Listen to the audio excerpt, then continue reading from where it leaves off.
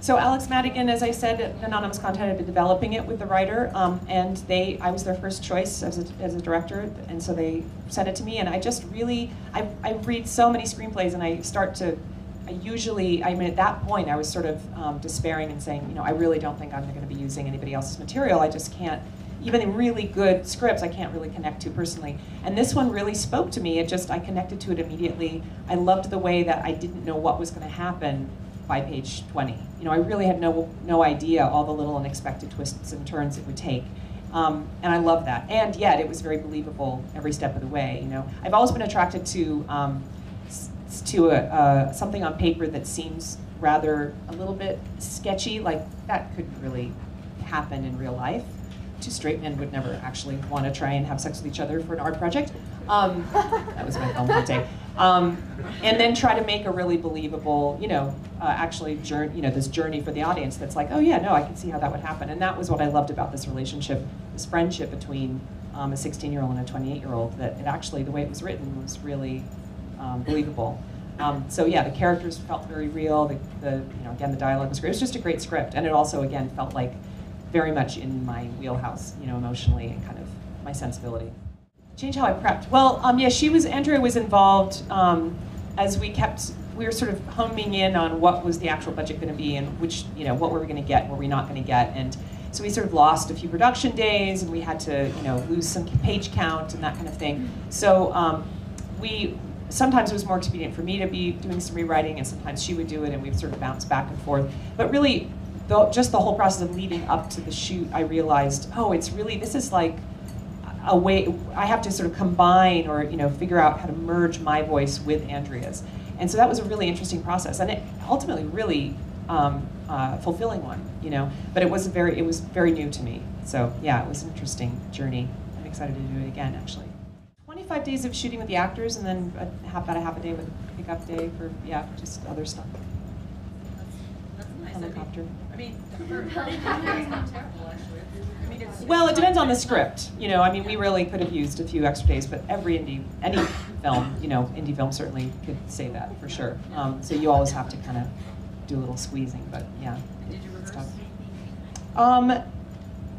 When we could squeeze it in, but not really. No, there wasn't really any That was opportunity. kind of nice, because this wasn't the type of movie that you rehearse and rehearse and rehearse. Yeah. I like to keep it fresh anyway. Yeah, it was very just do it. Yeah.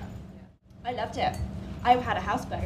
It was amazing. I had my proper sleepless in Seattle moment. I was like, the only thing that I know about Seattle is that Tom Hanks had a houseboat, so I want a houseboat. So I did. It was fantastic. It was really good.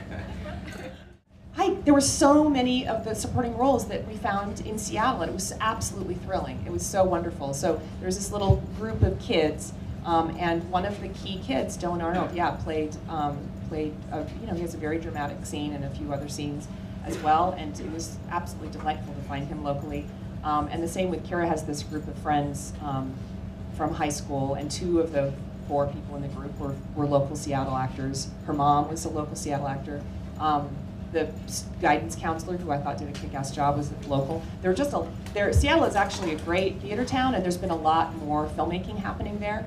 And so those theater actors are finding a lot more opportunity to get, in front of cameras and get those skills ready. So yeah, it was a great experience. I had a great local casting director who goes back and forth between LA and Seattle, and just found all kinds of great people for us.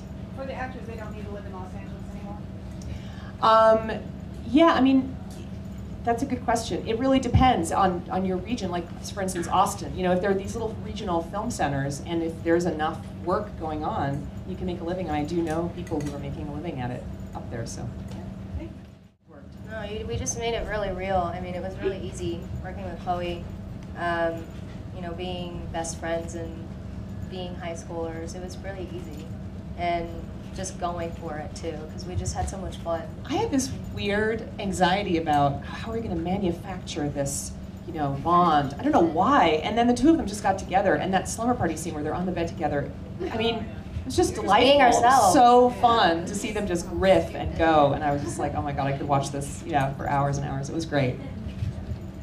Did you know each other before? No, we just jumped in, met, and we just Went with it. Yeah. Again, it's like the situation with Kira. I mean, it's like, you know, when someone's like normal and not, you know, obviously like out to get you in some sort of way, or vice versa, you just get along. I was out to get you. I just wanted to. She's just a great actor. She's just a really good actor. Yeah. Apparently. Bigger budget is, I actually find it more difficult because the amount of waiting time between setups, the amount of setups that they do and trying to kind of retain like an emotional kind of thing is really hard. Like, I always take my hat off to anybody who's doing those big budget green screen things, because the green screen kind of saps all the energy out of you, and you sort of, so fighting through that is what's wonderful about independent film for an actor, is that you just have to keep go. You know, there's no time to think, there's no kind of going back and sitting in a trailer and sort of sitting there for ages and losing anything. It's just, you've got to keep moving.